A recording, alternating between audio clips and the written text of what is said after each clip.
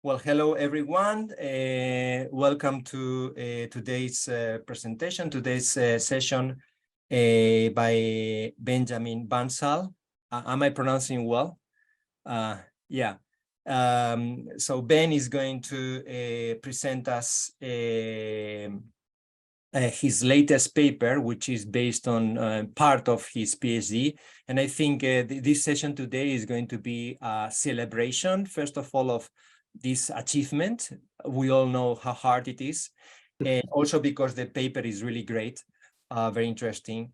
And also it's going to be an opportunity for discuss with him. This is something that we cannot do usually in this format of just reading papers. Ben is an economist. Today's audience is basically architects and urban designers, but he's an economist who has been studying post-war Tokyo. He did his PhD at the National Graduate Institute for Policy Studies. This is based in Tokyo, right? In Roppongi. Yep. Am I right? Correct. For 3 years, from 2015 to 2018. And he did his previous studies in the UK. He has been working also in the private sector, also in international financial institutions such as the European Bank for Reconstruction and Development, and also for the World Bank. And he now works for the as a development finance specialist for the Asian Development Bank from Sydney, Australia. So I think it's really interesting. When I was reading this paper, I was really interested in it because it was trying to kind of link socio-economic issues to issues of urban form. And this is really missing, I think, things of, for example, he was talking, and we will see today, like issues like materials of buildings or the narrowness of streets, and how all these elements, this physicality of cities actually, according to this paper, managed to create a relatively egalitarian city, at least compared with other cities. Yeah, but please let's start with Ben's presentation. I think if you are ready, you can share your screen, and yeah, please start whenever you are ready.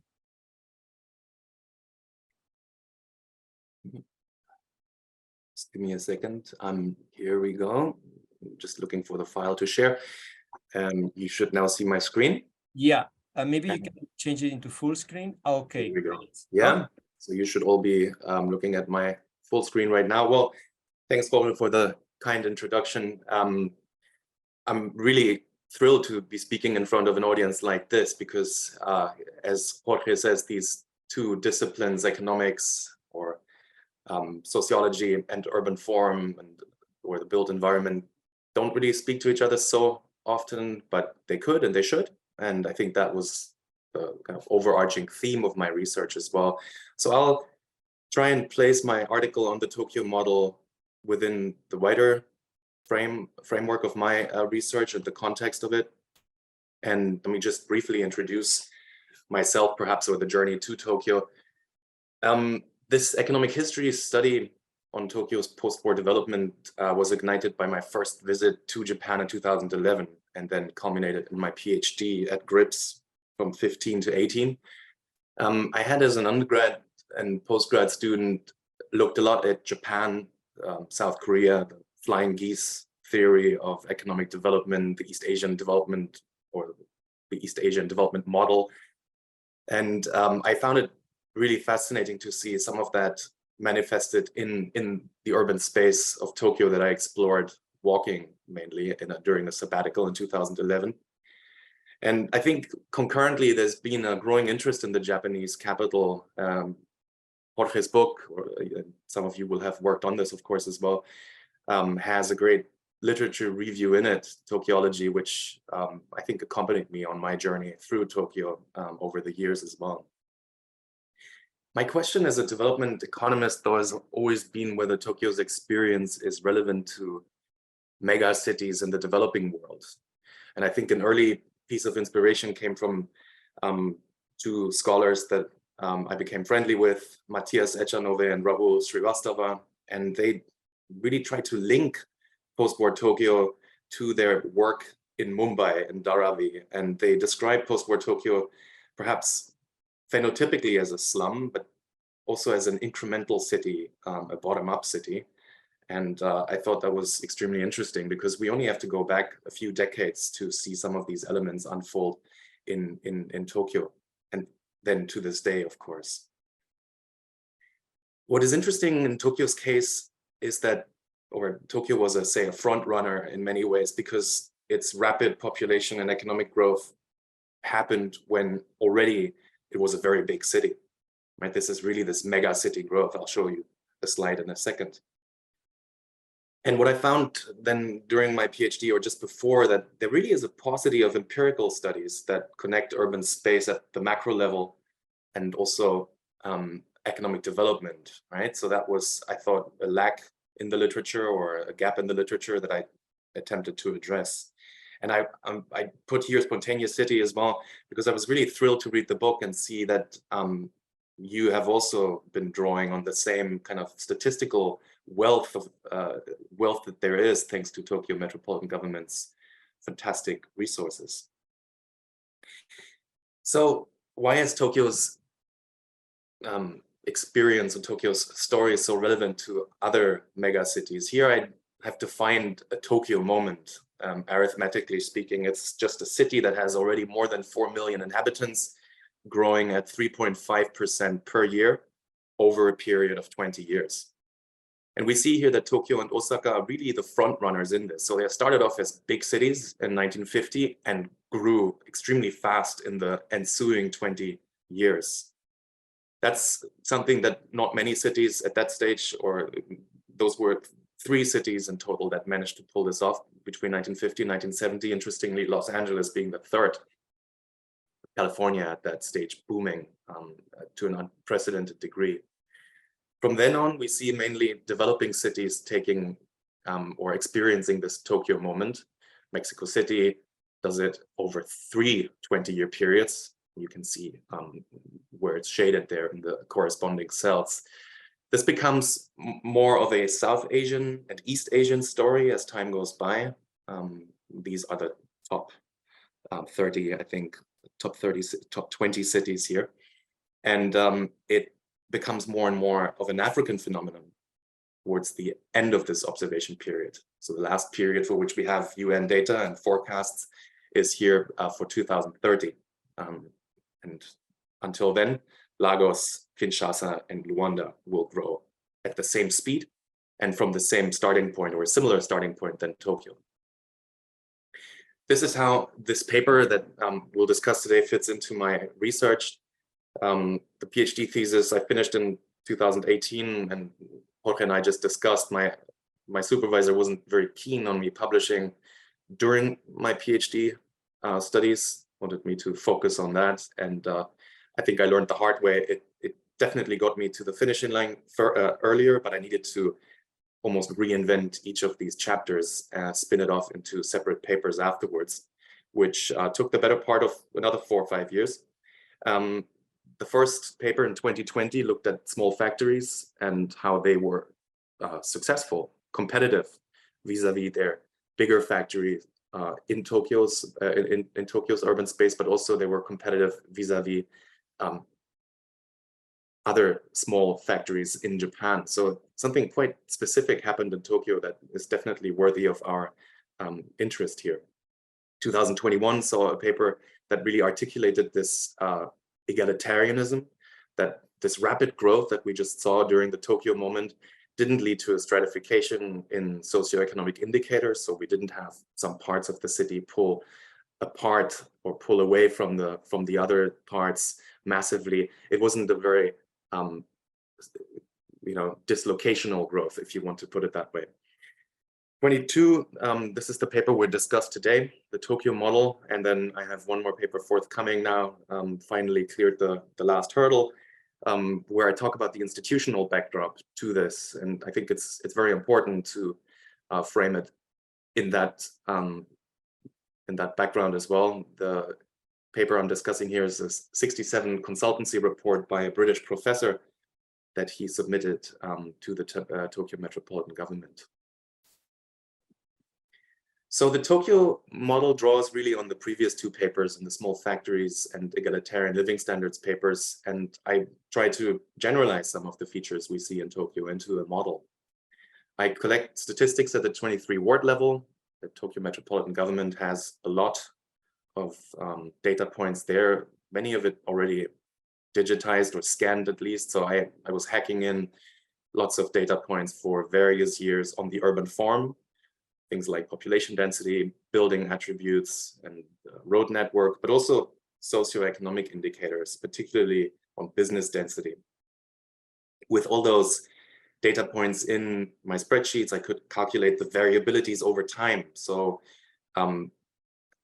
how did the distribution of cento, for example, change between the 23 wards in that period? And I can do that, probably best one can do that with the entropy-based tile index, a statistical method that allows for attributing certain parts of that inequality to specific constituents, so the wards. I also use the more common methods and measures such as Gini coefficient and coefficient of variation. So why am I interested in this egalitarianism, or why are we talking about it in the context of Tokyo? So segregation is widely studied, the opposite perhaps of egalitarianism. In developed countries, we talk about the gentrification debate in Europe, for example, or race relations in the United States. In developing countries, we very often talk about these spatial dislocations when we talk about slums, so concentrations of poverty. There is a theoretical rule, perhaps, that fast-growing cities usually become more unequal. It's a bit like the Kuznets curve, Kuznets, a development economist, who said that in order to be more equal, first some people have to get very rich, own the modes of production, and then let capital accumulate, and we'll have wage earners later that can demand more wages, and inequalities will eventually disappear. So the same can be applied to the spatial context as well. And we have a pretty good correlation, however, with size, between city size and inequality. So larger cities are usually more unequal than smaller ones. So by spatial egalitarianism, I don't mean that everyone is equal, but that perhaps the distribution, the mix of living standards is very similar across space. There's a couple of problems and discussion points we might want to cover later. I put them here. Shitamachi versus Yamanote. Is that not a spatial manifestation of inequalities within Tokyo? And also more statistical and theoretical problems such as, which units are we looking at? What's the granularity of inequalities that we're studying here? And that is then usually summarized under this modifiable unit problem or the checkerboard problem. So let's just look at some of the features of the urban form that I've looked at and analyzed. Here is here just a couple of GIS visualizations that do it better than any table on population density.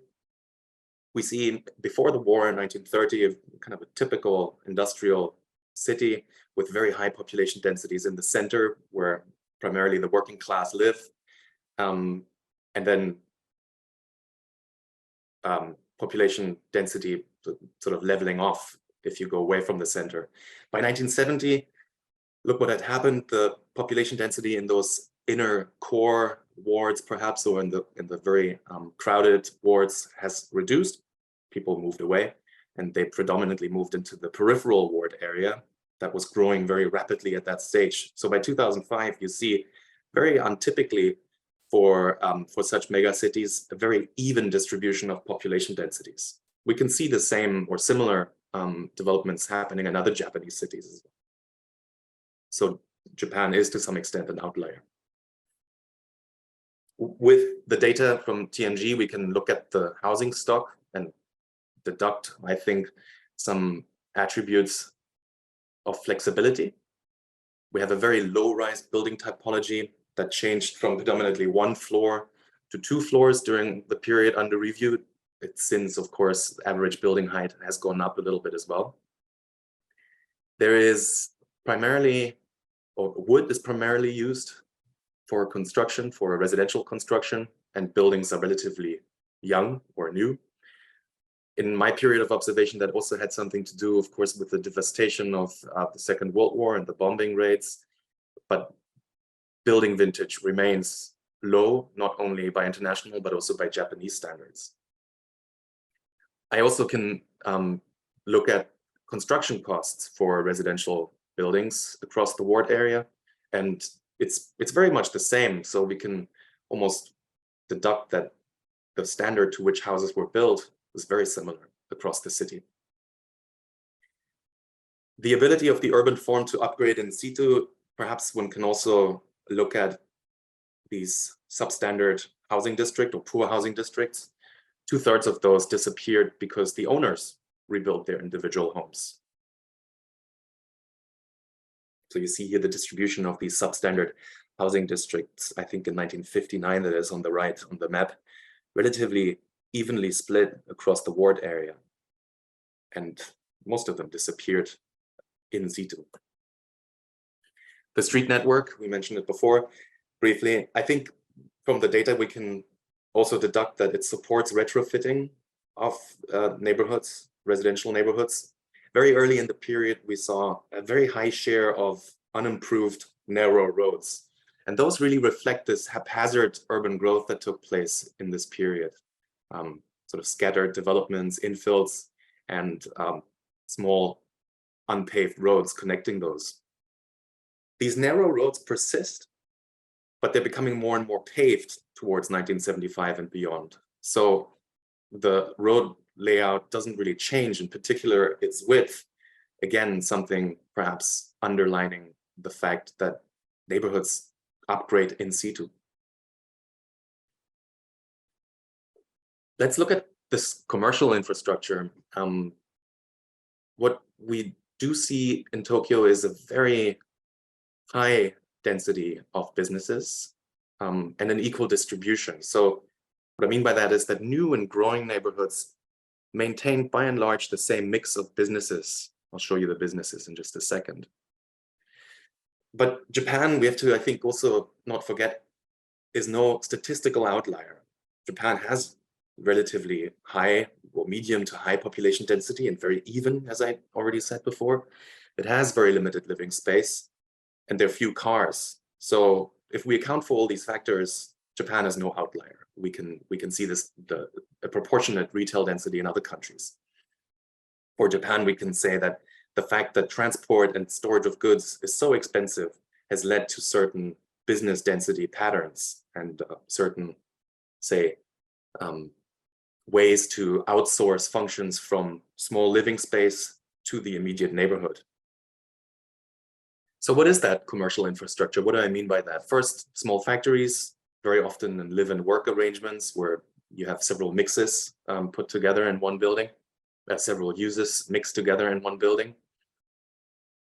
Sento, the ubiquitous bathing house, outsources some of the bathroom facilities to shared facilities. Mom and pop shops, small retail, greengrocers, all these outsource storage facilities to the immediate vicinity. And restaurants do that with kitchen and dining space. So that's important for two reasons. On the one hand, poor or poorer households can stay in the central ward area, despite rapid economic development, because there are these shared facilities that allow them to outsource certain parts away from their home itself. So that's one reason. The other reason is that these commercial facilities offer employment and in a short distance to home. So I think that's also a very important and often overlooked reason. Here is a table that I use in the article, and it's the only table I put in this presentation. But maybe just to understand how I pulled these figures together and what I read out of them, let's just look at the bathhouses example. In 1955, there were 29 bathhouses for every 100,000 inhabitants in the 23 ward area. This number stays pretty stable, as we see over the period of observation until 1975. 2015, it had gone down to still quite a large number, 18. The second row shows us that the inequality between the wards in terms of their bathhouse density is actually increasing a little bit. But it also allows us to, the tile index allows us to attribute most of that growing inequality to one ward, Taito, that is one of the, of course, traditional working class wards in the center that had very high population densities early on and gradually lost population. Now, while it lost population, it didn't lose its centos at a proportionate speed. So the density of centos was actually increased there. So if we take out Taito ward, we have a much more equal distribution of bathhouses. That means that in growing wards in the periphery, like Setagaya in the west, but also in the east of Tokyo, they really reproduce these bathhouses at remarkably similar density patterns than the other wards in the center of the city.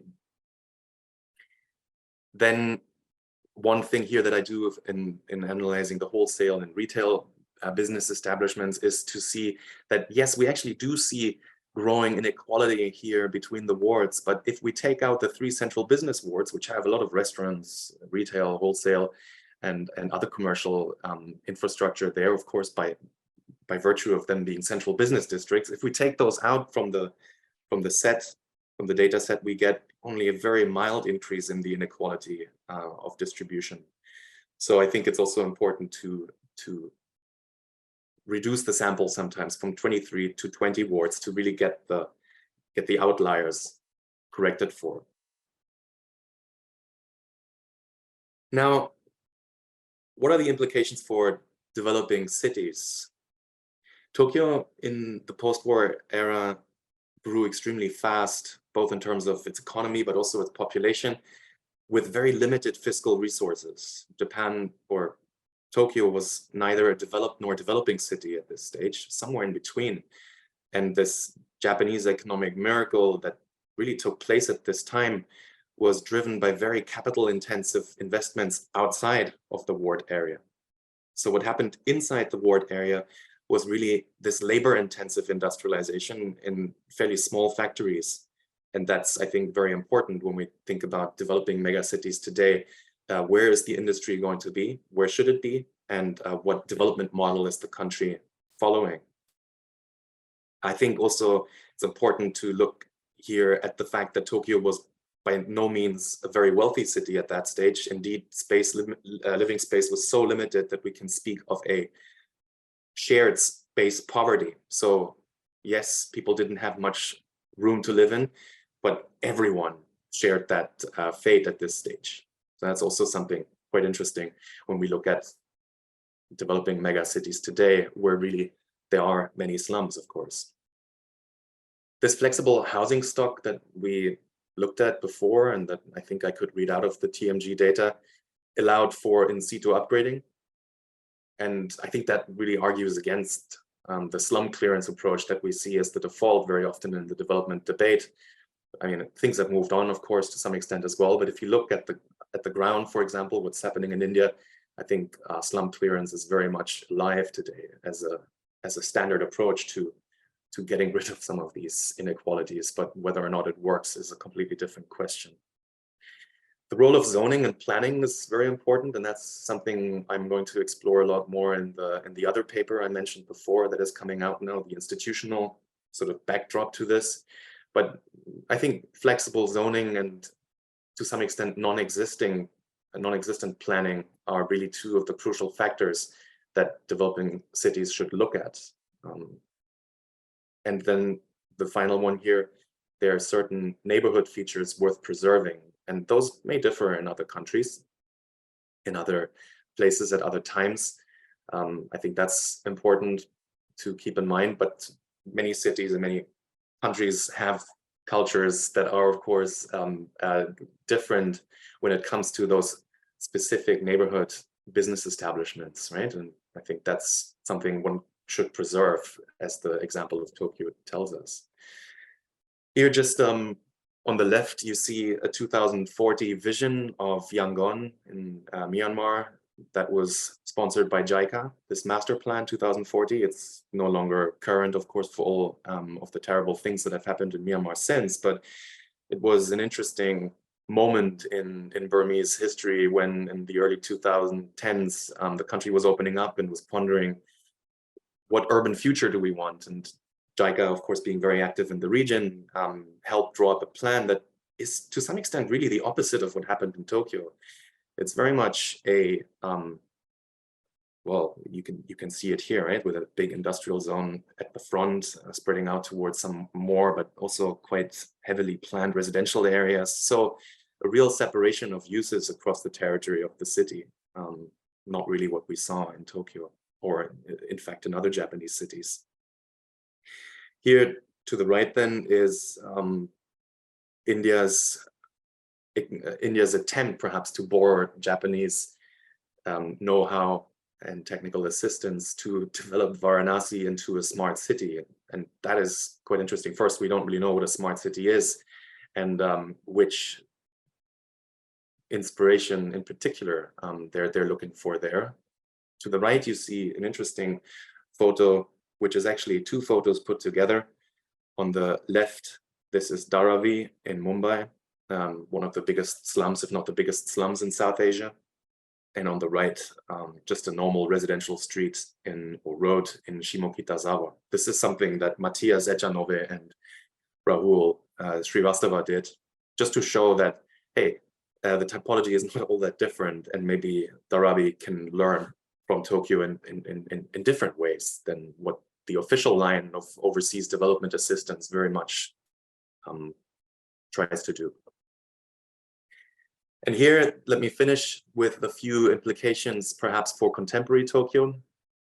I think it's important to define or articulate this Tokyo model in order to argue against what's currently taking place, which is really this corporate-led urbanization that operates very much in zones, in like growth poles, if you want to put it that way, and no longer this egalitarianism that we've seen before. So I think it's important as a counter narrative towards what's happening at the moment to really articulate this Tokyo model. And then we can also define this egalitarianism for today's political discourse. You know, I mean, people, I guess, have certain associations when they hear the word egalitarianism. And I don't really mean everyone having the same, perhaps, but that we want to have equality across different parts of the city and want to avoid this spatial stratification. I think income inequality in Japan and in many other places around the world is going up, and that obviously has an impact on spatial inequalities. But I think if we look at intra-cho inequalities, they might be higher in certain parts. So there are different or much bigger differences perhaps in earning within a small cho than if we look at the wards as a whole. But I think the ward area is a great sort of starting point to look at the 23 wards there. We can go a little bit more into detail with that later, and I argue for and against it, but I think the data availability definitely supports looking at the wards. The urban manufacturing sector has shrunk significantly since the early 1970s, so to some extent it is not all that relevant anymore, but there are still manufacturing hubs, if you will, in Ota, for example, and it's very interesting that the spatial, the arguments or the features of the urban form that have helped urban manufacturing to thrive in the 50s, 60s, and 70s is still very much alive today. And you look at 3D printing or like highly specified devices for the automobile industry, they're still being made in Ota, and they benefit from this bicycle network, from the linkages between the different firms, and that there is really like a wealth of human capital still intrinsic to these wards. And that may be something to keep in mind, not perhaps for urban industry and manufacturing of heavy things, but for growth sectors in perhaps other things, IT, etc. So let me just end here with my presentation and open it up to discussion. If you have any questions on any of the slides, I can definitely go back to them. We can also look at the article if you've got any questions related to it.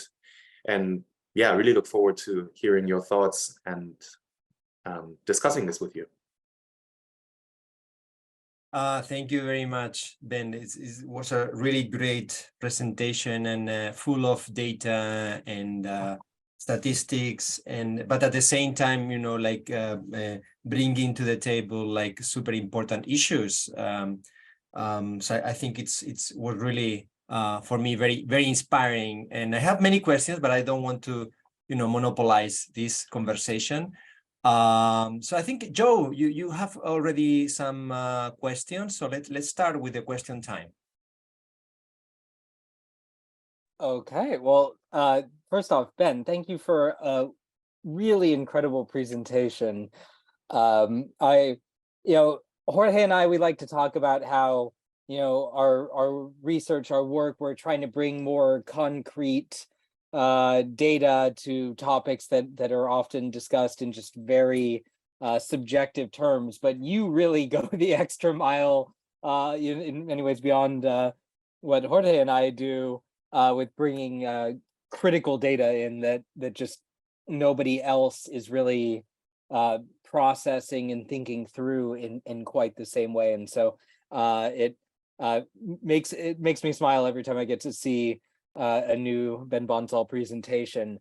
I was going to say is on your last point about this kind of the small scale manufacturing and how that's not just a thing of the post-war past, but can be useful in the global economy, integrating new technologies like 3D printing.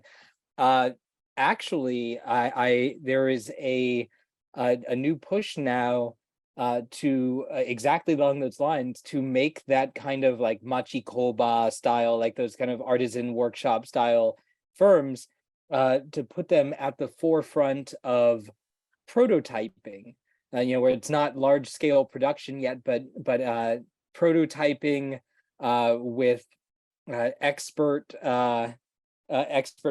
small scale manufacturers who've been doing the work for decades, and you know, dealing with a hit or miss large scale factory in a lower wage location. Totally, you know, it makes sense to work out all the kinks with them down the road when when you're gearing up for full production. But in the prototyping phase, you know, folks who have the attention to detail and the skill to really get it right the first time are worth their weight in gold. And so you're starting to see also a kind of middleman layer of middleman in a good sense, layer of businesses now that are folks in Japan who know all those small scale factory networks and can serve as consultants basically to link them up with a global network of hardware and product design people who need high quality prototyping.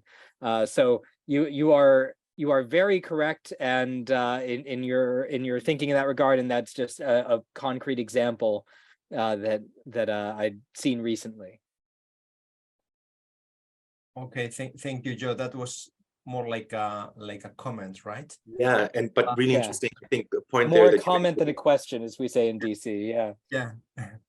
The one thing that you mentioned, these middlemen, I think is very important, because that obviously goes back also to the Tonya, the kind of wholesale merchant who fulfills some of these roles by actually understanding what is available in terms of human capital in a certain area, and then kind of connecting the dots, bringing people together, understanding the production process of the final product, and making sure that the individual components are being sourced accordingly. So I think that is funny. It goes back, I guess, to the Edo period, and that they're still very important in coordinating this. Yeah, more things change. Yeah. I saw Alejandro, I think in chat, had a number of interesting questions. Alejandro, if you want, I can read, or you prefer you can just, tell us. Okay, as you wish. Yeah, please go ahead. Thank you. I think this way is more human. So thank you, Ben, for your presentation. I found it super engaging, and I think I mean, for me, it was very interesting because you added a layer of information that we as an architects, normally we don't use so much, more related to how these internal rules of Tokyo work, how these economical point of view, these official indicators can help us to see how the growth has been done. So 2 questions. I mean, are you now we are entering like the growth era for the Tokyo metropolitan area, and Tokyo is supposed also to decrease in some decades. So what are your thoughts for this new era? I mean, are you positive that the city will decrease also in an egalitarian way as it grows? I mean, can be a symmetry between growth and degrowth. And the second will be, it's also possible to use these kind of indicators, the current ones and the predicted ones that we have, to foresee how Tokyo will decrease. I mean, with districts will be more or less affected, etc. Not sure if it is pertinent, but it's a reflection that I was doing. Yeah, I think it's a great question. I don't know, Ben, if you have something. Yeah, no, thanks for that, Alejandro. Two questions there, I guess. The shrinking city, or the shrinking city, how relevant is the research to today's city that is kind of in many ways experiencing the opposite? I think one thing that is very interesting is that this egalitarianism certainly is under threat, and it's something that happens around the world to some extent, and Japan is no outlier, and in fact it is happening somewhat slower in Japan than in other countries and in other cities in the world. But of course the city is not immune from things such as gentrification or even falling below a certain line in certain parts of the city, but it happens at a slower pace. If you look at these residential areas, when you factor in what's happening there in terms of corporate-led, top-down, big scale developments around train stations perhaps, or in the central business district, then that perhaps really is the biggest threat to this egalitarianism, because as you say, Tokyo as a shrinking city or as a post-growth city means that if you grow somewhere punctually, it will have to come at the expense of other areas, right? That's sort of just arithmetics, putting the numbers together.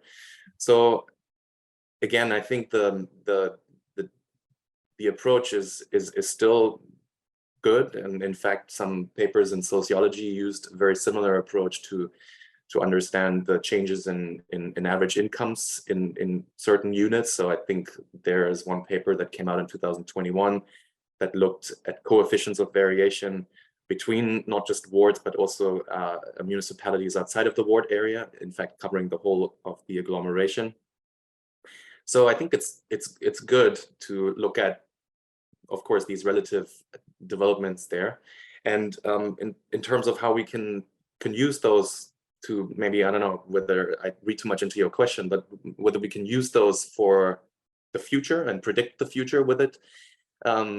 Perhaps not predict it, but then I guess we can certainly understand that what's happening there right now in many places threatens the kind of fragile fabric of this model, in a way that, for example, these developments, high-rise developments around train stations, they will leave perhaps overall density figures for the ward intact, but they change the density pattern so much at a micro level that the distribution of businesses in the area doesn't really work the way it used to work anymore.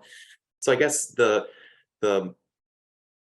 relevance of this today is still there, and I can then only point to the book that Jorge and Joe and others were working on, really as the kind of toolkit, perhaps the practical toolkit with which to use this data in a very focused way, focusing on certain areas, but not leaving the kind of, the city as a whole out of sight, and looking at citywide aggregates as well. So I hope that answers your question. Yeah, thank you so much. Thank you.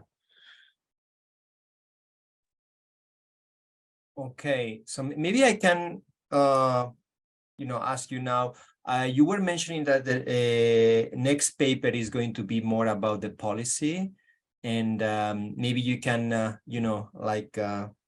advance some of those contents, because I was wondering to which extent this kind of egalitarian model was conscious or not. I mean, by authorities, because you mentioned that now when Japanese authorities go to other countries or JICA, they don't really bring this model.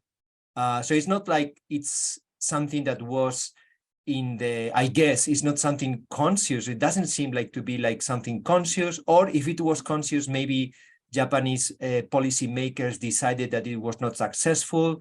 I don't know. There is a mismatch there, right? So to which extent is this the result of random kind of coincidence, or is this a kind of very conscious model? And if it's conscious, why do you think it's changing now into a different model? At least this is what we are seeing when Japan approaches other countries, or JICA approaches other countries. Yeah, I think so. The paper that is coming out looks at this consultancy report by William Robson, who by that time I think was already retired, had been one of the first and the most important figures in the municipal research kind of arena, public administration science from the London School of Economics. And he came to Tokyo to really just assess the Tokyo metropolitan government on a variety of issues, and came up with his report that's quite short, 70, 80 pages. And he goes through the different areas with a very good analysis, and then some advice on what Tokyo should do perhaps to overcome its development challenges. So I think broadly I look at things like governance. Robson said, hey, scrap the central wards, or at least get the surrounding area into the ward area, and don't have this strange mix between the prefectures and where the urbanization is actually happening. So he wanted something to cover that entire agglomeration, politically speaking. That didn't happen. He argued for some more decentralization to some extent, but when he spoke about decentralization, he very often thought that TMG should become more independent from the national government and be able to do more by itself. He also thought that the wards should become a little bit more powerful and get more decision-making authority, but also the ability to spend the resources they're earning by tax from within their territory. And none of these things were really taken to heart specifically. And that's a good question, whether that was intentional or whether that just happened. I think one echo from the planning authorities back in the 60s, or one statement they very often made, was that Johnson didn't appreciate the speed at which Tokyo was growing at that time. He came from London and looked at Western cities at this stage mainly. And the Tokyo moment that I defined early on in the presentation was really unprecedented to some extent. So I think Japanese planning professionals thought that like things like a green belt sound like a good idea. It's just not practically possible over here because it's going too fast. So there's perhaps one defeatist argument to say that, like, hands off, this is going too fast anyway. So maybe that would call for less intervention by the authorities. But that's not the entire story. I think then if we look at what TMG, for example, did in terms of taxation and then also spending across the ward area, was very much a leveling exercise. So they spent more on a per capita basis on education in places like Edogawa compared to the richer wards like Minato. So I think that's interesting because I think it shows the intention of the authorities to really bring living standards or educational standards, all sorts of socioeconomic indicators to the same level across the city. And how did the Tokyo metropolitan government do that? It did that through what was a very innovative mode of fiscal redistribution. So basically poorer wards didn't have to pay into the pot, but they received money from the pot, and richer wards paid into that pot much, much more. So that was only possible because this intermediate layer, the Tokyo metropolitan government, was very powerful.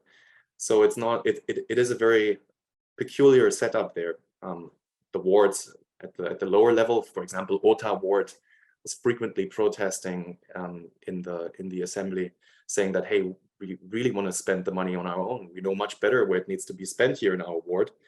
And so you see the pull from below, the wards wanting to affect more of the policies themselves, but also the pull from the top, the central government trying to do some big planning and some regional planning perhaps, and that TMG was fairly, well, not insulated, of course, but definitely took a stand in this and was quite powerful. And so to just come back to your question, was it intentional or not? What happened in Tokyo? Really hard to say. I think neither nor. There were elements where it certainly did have strong intentions and that support this egalitarianism. In many ways, it's the inaction and the lack of ability to do something, the lack of fiscal resources to do something that explains this typology, this growth typology in the post-war period. It does change then in the 70s and 80s. Japan also in the world area becomes much more capital intensive, much more big investment in infrastructure.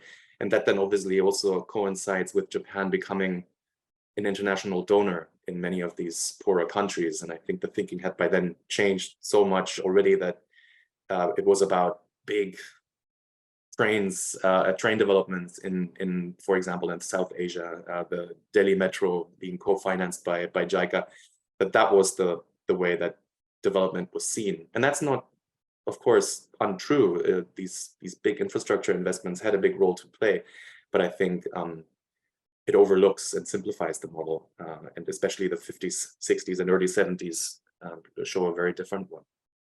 I hope I answered your question, but please specify more towards, I think, the end. You wanted to know a little bit more about something that I may not have addressed.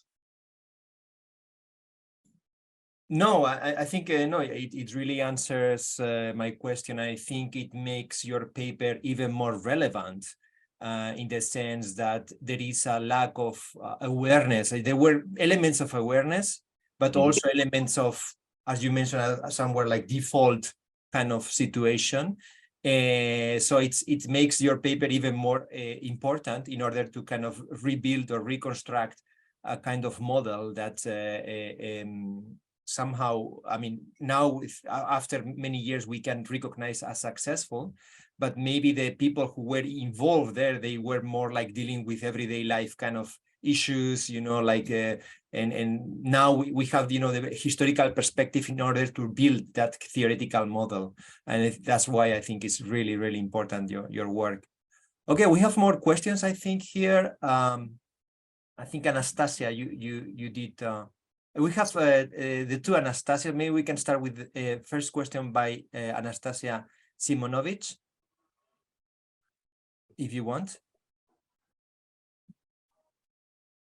So I'm muted. I was wondering if the fact that the population of Japan is aging, if that would bring any spatial differences or any nuances to the city of Tokyo or in general in Japan. Because I'm in my head, I'm thinking about the automation of certain things, of certain labor, and the fact that maybe older population would not be as involved in the labor factors. Yeah, I'm wondering if there are any differences. Yeah, the demographics, of course, were very different in the post-war period, much younger. The median age was much lower than it is today. I think over 40, of course, in Tokyo.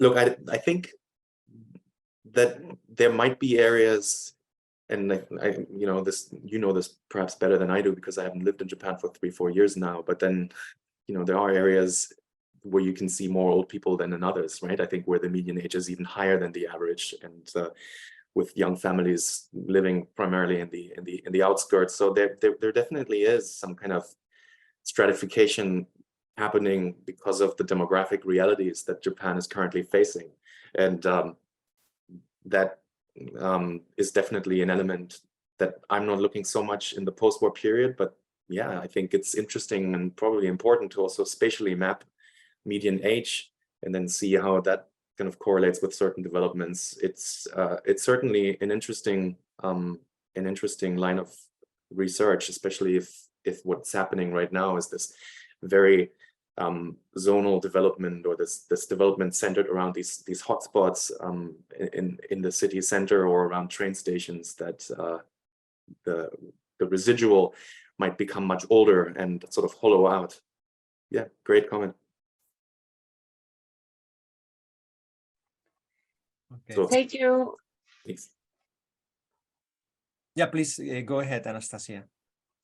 Thank you very much, Jorge. Thank you very much, Ben, for your presentation. It was very enlightening, even though at first I was inside the train, and I apologize for not being able to introduce myself properly. I followed through with great attention, and I at first I thought I could give a comment of my general sentiment, which relates to where I am right now with my research. I have certain reflections from your presentation that relate to my interests at the moment, but I think I'll go straight to a question that might help the conversation to Ben, which is in your research and also in your intuition, have you identified certain pointers, traces in the urban fabric that can lead the researcher to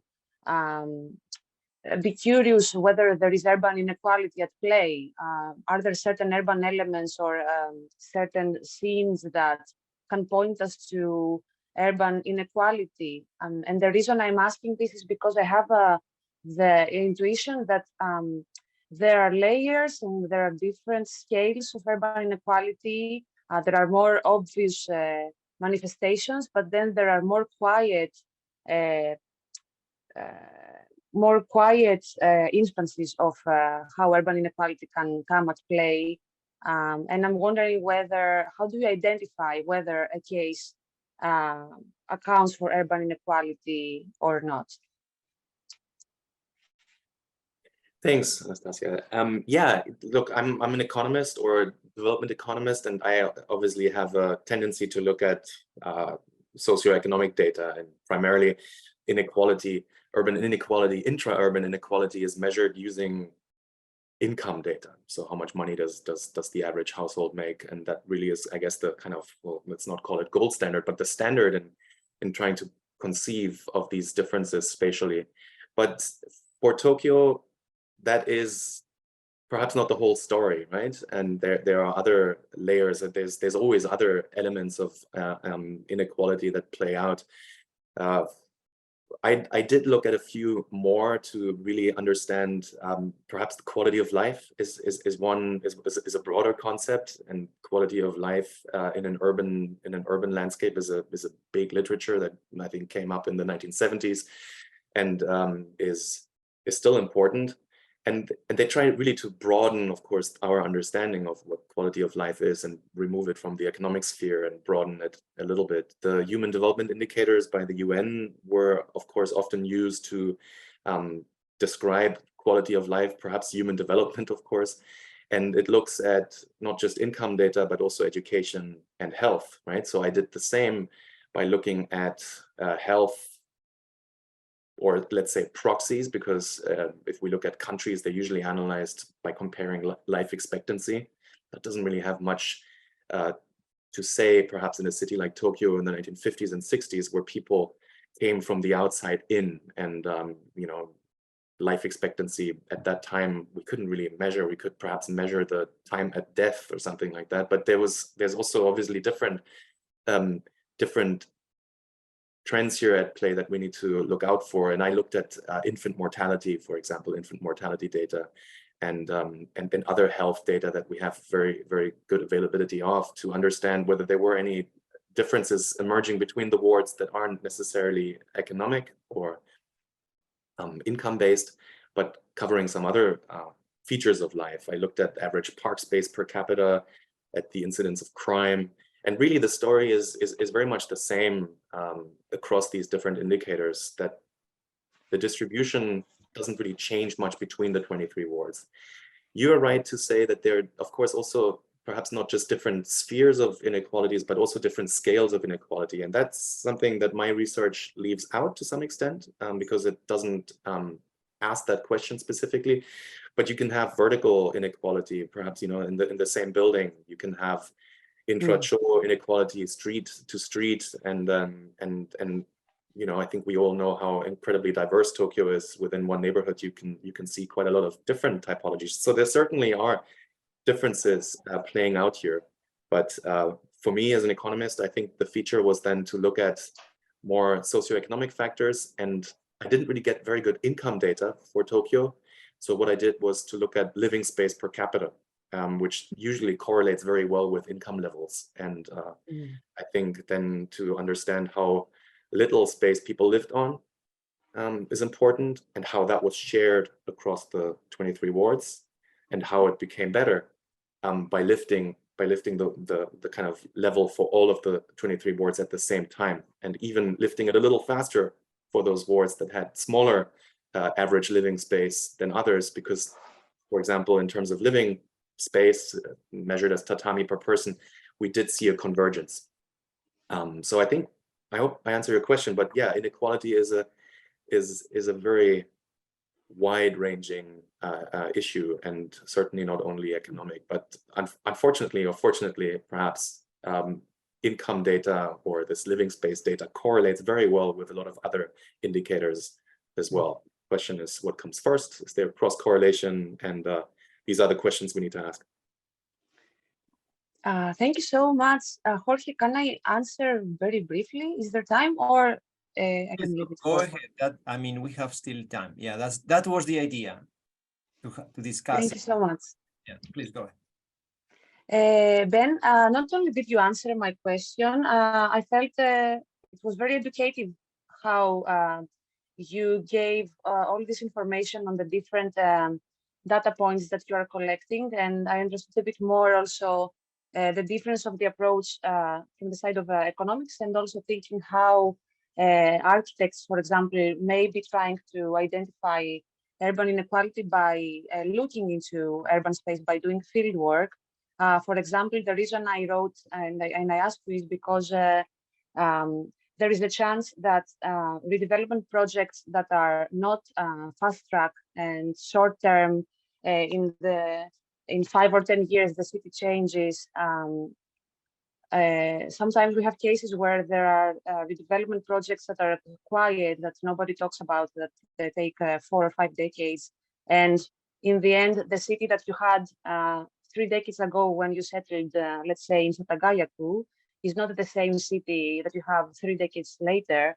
And for example, there are many cases where with these slow redevelopments, there is a certain downgrading of a whole area, and but even the residents do not realize that their quality of life is actually diminishing. And so I have been observing that actually from my own experience living in Sangenjaya and doing some research on development projects that have been going on since 1981, and I just think that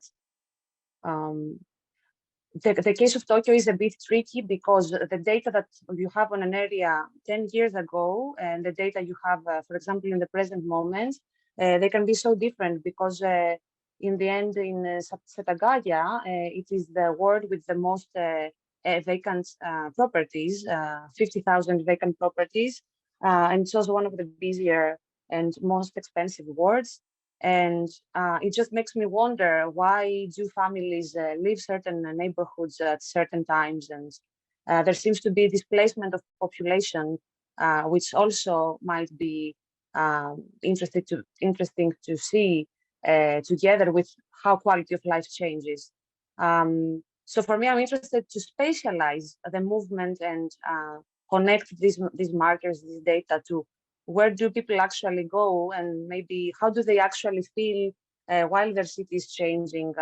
Do they compare, for example, if someone came to live in Sangenjaya in 1981 and they're still here, how their experience actually has changed? And I just find it very inspiring to hear your presentation, and it makes me practically think how I can bridge the data set with the mindset and also the urban set of information. Yeah, that's really good. I mean, that's a great point. Thanks. And I just recall, it's funny because the book that Jorge joined and maybe some of you were involved in it as well. It is obviously very critical of these mega developments. And in fact, when I went to Tokyo for the first time, my wife was working in a law firm, and that law firm put us up in sorry, not Roppongi Hills now, I have it in Ark Hills, which was the first of those mega mixed use developments by Mori in Roppongi, and I don't know, it was strange. That was the first time I lived in Tokyo. For me, that seemed very normal, and of course, ever since, I've moved into other places that are much more in line with this generic neighborhood typology we talked about. But I mentioned Ark Hills because Ark Hills started off in the 60s, right? And it was built in 80, or it was opened in 81, I think, or in the early 80s. But the process of land accumulation had started so much earlier than that. And in a way, it, 15 years from then, when like an old person sold their house and their land to Mori, that was land banking there, we could have probably anticipated some of what's going to happen there. But then you're right, there is a bit of a discrepancy here in the time that we're looking at. I really liked your point about trying to understand what the same person that lived in Setagaya Ward in 81 is doing today, and whether perhaps their economic well-being has changed relative to perhaps the many newcomers, of course, right? Or the who moved away from Setagaya. Was it the poor people, or did the rich people move out?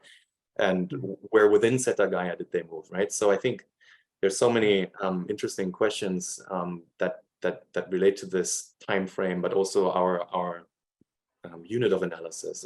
So the land banking is something perhaps not very easily captured in data, but what you mentioned here, perhaps statistics on idle or vacant or empty properties might give us a hint, perhaps, as to what's happening there. But you are the urban specialist, and I guess you do a lot more with mapping and with more micro interventions and micro data gathering. I think, if anyone is in a good position to answer those questions, it's you with the tools that you have. Thank you so much. Still, it was super helpful to hear your thoughts. Thank you, I appreciate it. So, thank you, Anastasia. So we have time for maybe a couple of questions, Ben, if you are okay. I think it is that was the concept of today's session, is to that's great. have time to discuss with you. And I really appreciate that you made your presentation also more compact. If you are too shy to speak in public, you can also put your comments in the chat. But please use this opportunity to talk. To put your questions now. So while everyone is thinking about, at least I would encourage you to put at least like one question or one comment in the chat. Maybe I would like to, try to build a kind of counter argument to your story, because for the debate, or in order to kind of really defend your model, because I personally believe that the model is very useful. But it seems now that Tokyo is moving into a different kind of model. You mentioned the growth poles, right? This kind of, it's almost like this policy that has been in place in developing countries, in which the theory is that maybe you have to keep with, having like certain areas that become richer or more productive, or you invest more money and resources in certain areas, and those areas would lead the whole country out of poverty and so on. I think that's somehow a kind of similar logic is happening now in Tokyo, but within Tokyo, because of these special urban renaissance districts. This is a national policy, this law that was approved in 2002. And in fact, if you see the GDP, you can see that it's after the bubble burst, there was a decrease, but after it's increasing. So some people might kind of think that, maybe that model that you are proposing now is a little bit out of fashion, and that now, what really drives the economy and drives growth, because by the end it is about growth. The period that you are describing is also supported by growth, of course. You mentioned that, both population and economic growth. And some people might argue, this model is not useful anymore. Now we are in a period in which we need those growth poles.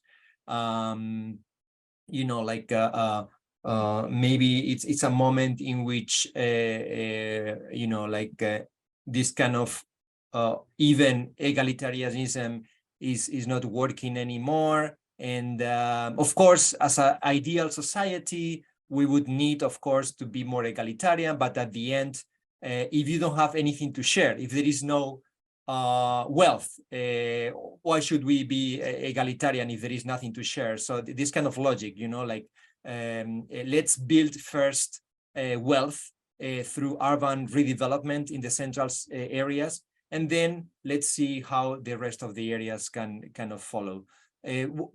Some people would say, you have the data, you have the growth, Japan is going well, at least, you know, it's the situation is improving since the bubble. Slowly, but it seems like the growth is increasing. So how would you, you know, go or kind of give a counter argument if you would? I don't know. What is your opinion about this position?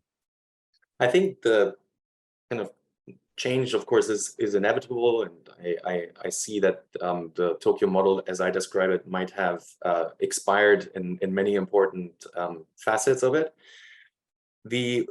Perhaps when people say that, look, since the 1990s, since the bubble burst and recovery has been slow, yes, but there was a recovery, and it was actually not looking very bad compared to other industrialized economies at that time. We should not forget that Japan's experience wasn't actually nearly as bad. I mean, I don't think people talk about a lost decade in other countries where growth has just been that marginally higher. So here the question is that did the urban redevelopment that occurs in these nodes, did that bring about that change, or did that change come about? Or contribute? Or did it contribute to that change? Or I guess we don't have a counterfactual, so it's hard to say, but I feel that to attribute it to this neoliberal turn is problematic. But again, that's also maybe another discussion to talk about how neoliberal Japan actually was since the 1990s. Yeah, I kind of see the point that people are making, that there needs to be perhaps there needs to be growth first in order to have sort of rising living standards for all.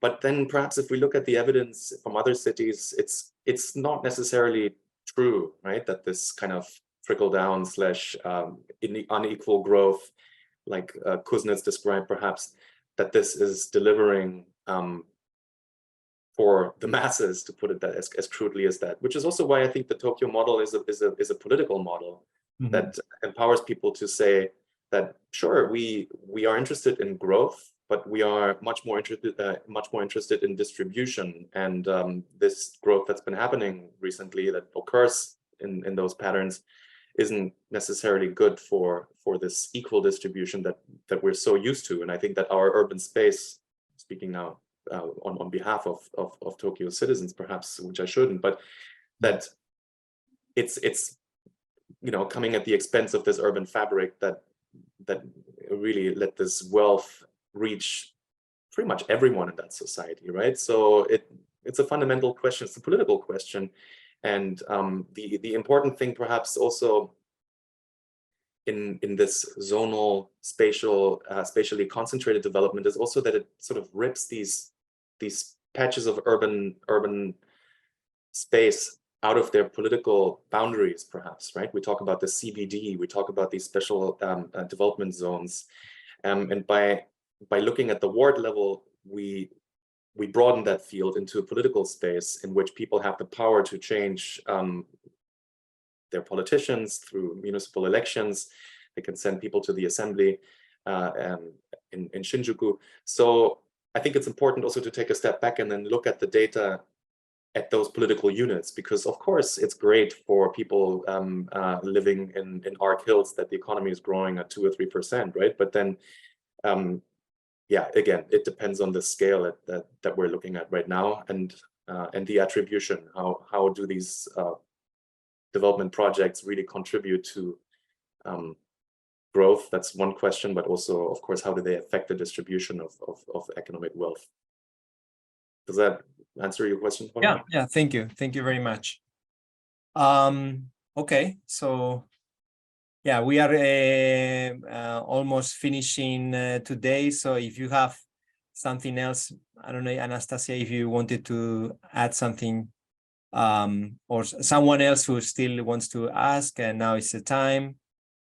I'm personally would be interested to know, because we are a very international laboratory and we have people coming from different continents. So I don't know, Anastasia and I are Europeans, in theory, yeah, we belong to the EU. So I would like to know, like, what are perspectives from other continents?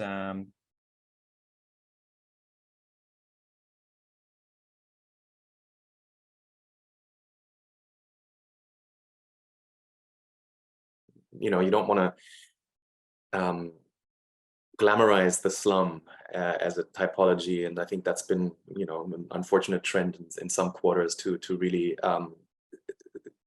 focus on the positive sides almost of what happens in those slums. And Tokyo as a slum in the post-war period, we're pretty, I guess, strict with the definition of a slum, right? And Tokyo didn't fit those definitions by then, or these places didn't necessarily fit in those categories of what constitutes a slum today. Even though you had many of these substandard housing districts, but those were basically maybe a block of roads, a couple of Nagaya buildings, and, you know, very rarely more than 1,000 households together. Well, that would be one of the biggest. So the problem in Tokyo was not as pressing as it is in many other countries today, and in these rapidly growing cities in Africa and Asia, South Asia primarily. Informality versus formality is also not necessarily something that I guess played out so much in Tokyo in the post-war period. But I think it's important not to then say that, oh, it can't work in other places, because it is just, you know, everything is informal there. People don't have title. They don't upgrade necessarily because they can't. They don't, you know, have title to their land, and I think it'd be too easy to dismiss it on those grounds only. What we can learn from Tokyo is, you know, you mentioned, can we learn some planning lessons, or is it more economic policy that does it? A little bit of everything, right? And the lack of overall planning, the lack of slum clearance, this in situ upgrading is definitely something, but it's also easier said than done. How do you instill that? How do you plant that almost in other cities around the world where the problem is so huge that it seems very tempting to use these bulldozer type solutions to some of those problems, right? But I think the work that Matthias and Raul are doing is really trying to counter that narrative as well. And I think for them, the most important thing that they take away from Tokyo is interesting, but they call it the user-generated city. That the most important thing here is that it comes from below. And I think that's also something that Jorge and the book are trying to say, that it is something that is emergent and that happens almost by default, that is not the natural order of things, because there is some intervention from institutions, of course, and historical factors play a big role as well. But that there is sort of an inbuilt creativity, inbuilt flexibility that needs the space to prosper, but is also quite fragile, I think, as the work showed. And I couldn't agree more. And I think the numbers and the story that I'm telling bears that out, also from a historical point of view. In terms of the implications for developing cities, yeah, you know, urbanism is of course very different in other parts of the world, but that shouldn't make us shy in looking for some lessons, at least, that Tokyo can teach other cities. And yeah, I think my focus has been on South Asia. I looked a little bit at Mumbai, but also in Bangkok and Yangon. And urban employment comes as one of the kind of echoes through this as well, like small scale employment, small firms, and to try and understand how one can put more human capital into those firms, right? To not have them do only sundry works, cheap things produced within the city, but actually to move up the value chain. And you know, one thing that we certainly, or one way of certainly not achieving that is by planning cities with huge industrial parks or innovation districts or something like that. That doesn't seem to be what's needed to spread this employment evenly throughout the space of the city, to make sure that people on the one hand have employment there, but also that they enjoy agglomeration effects at a much smaller scale. Agglomeration is not bad, but I think also, again, as your research has shown, it happens in smaller areas, and it's important to harness these agglomeration effects, perhaps on a square kilometer or two. But if we broaden that field out to the whole city, it's inevitably going to lead to spatial dislocation. Okay. Well, thank you very much, Ben. Now it's almost like 1 hour and a half. And I think it was super interesting. We really recommend, I personally recommend this paper. It kind of connects like really things that might, belong more to the small scale, like materials of buildings or the presence of center, like everyday life kind of elements, to the broader kind of socioeconomic kind of perspective. And I think this probably, as much as have been reading and researching, I think this is the only paper that manages and only research that I have seen managing to achieve that connection. Is really great paper, and we are looking forward to reading more of your papers. We can wait for the next one. So yeah, please let us know, and maybe we can do another of these sessions. Great, anytime. And thanks everyone for the great questions and the opportunity to speak to you. Reach out if you have any other questions, and yeah, good luck with your research. Okay, thank you very much. Thank you. Thank you.